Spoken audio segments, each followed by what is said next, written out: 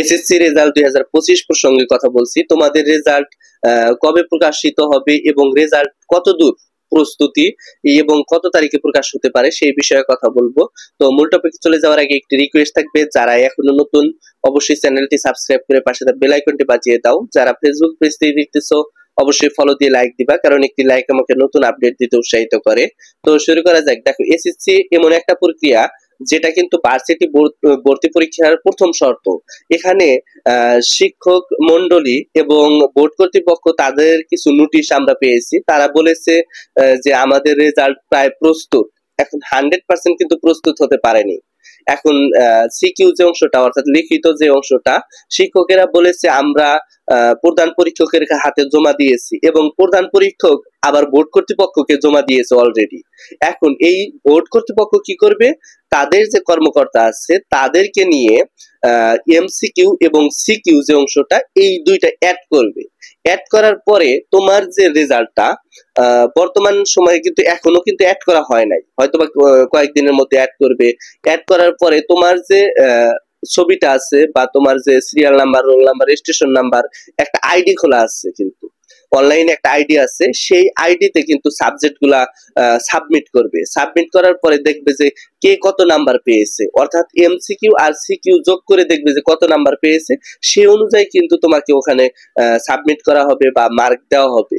Mark দেওয়ার পরে যখন দেখবে যে রেজাল্ট সবগুলোই প্রস্তুত, অর্থাৎ সারা বাংলাদেশের 12 লাখ 13 লাখ শিক্ষার্থীর তাদের রেজাল্ট গুলা প্রস্তুত, তখন কিন্তু সেই রেজাল্টটা কার কাছে যাবে, শিক্ষা উপদেষ্টাকে বলা হবে যে আমরা রেজাল্ট প্রস্তুত করেছি। প্রত্যেকটা বোর্ড তারা কিন্তু বলবে। বলার পরে শিক্ষা উপদেষ্টা আবার প্রধান যে উপদেষ্টা আছে তার কাছে একটা অনুমতি চাবে, অর্থাৎ দেখা যায় যে সামনের মাসের 10 থেকে 13 তারিখের মধ্যে একটা ডেট ফিক্সড করা হবে, দুইটা ডেট ফিক্সড করা হবে যে 10 তারিখ বা 13 তারিখ আপনি কোন ডেটে রেজাল্টটা পাবলিশ করবেন। অর্থাৎ প্রধান যে উপদেষ্টা তিনি কিন্তু রেজাল্টটা পাবলিশ করবে, তার অনুমতিতে রেজাল্ট পাবলিশ করা হবে। তিনি কিন্তু সরাসরি ওই দিন যেদিন রেজাল্ট পাবলিশ করা হবে তিনি অ্যালার্ট থাকবেন। তাই ওই দিন যে কোনো একটা ডেট তিনি বাছাই করে বলবেন যে এই ডেটে আমি পারবো, এই ডেটে আমি বাংলাদেশে থাকবো, এই ডেটটা সিলেক্ট করা হোক। তখন কিন্তু ওই ডেট সিলেক্ট করা হবে এবং ওই অনুযায়ী কিন্তু শিক্ষার্থীরা তাদের রেজাল্ট গুলো পেয়ে যাবে। যখনই তাদের রেজাল্ট গুলো পেয়ে যাবে তারা কিন্তু মানে অনেকটাই উদ্ভ্রান্ত হবে।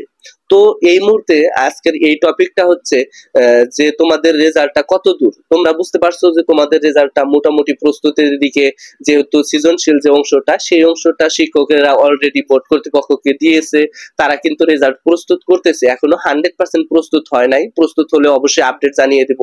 সেই সাথে কবে রেজাল্ট দিবে সেটাও অবশ্যই তোমরা জানতে পারবা। সাধারণত 57 থেকে 60 দিনের মধ্যে রেজাল্ট দিবে। এখন দেখা গেছে তুমি পরীক্ষা দিয়েছো 13 তারিখে তোমার লাস্ট পরীক্ষা হয়েছে, তোমার প্র্যাকটিক্যাল পরীক্ষা কবে হয়েছে এটা দেখার বিষয় না। তোমার লাস্ট পরীক্ষা 13 তারিখে হয়েছে, এই 13 তারিখ থেকে 57 থেকে 60 দিন তোমরা হিসাব করো, ওই ডেটের মধ্যেই তোমরা কিন্তু রেজাল্ট পেয়ে যাবা। তো এই ছিল আজকের ভিডিওটা। সামনে কোন আপডেট চাও অবশ্যই কমেন্ট বক্সে জানাবা। ধন্যবাদ সবাইকে।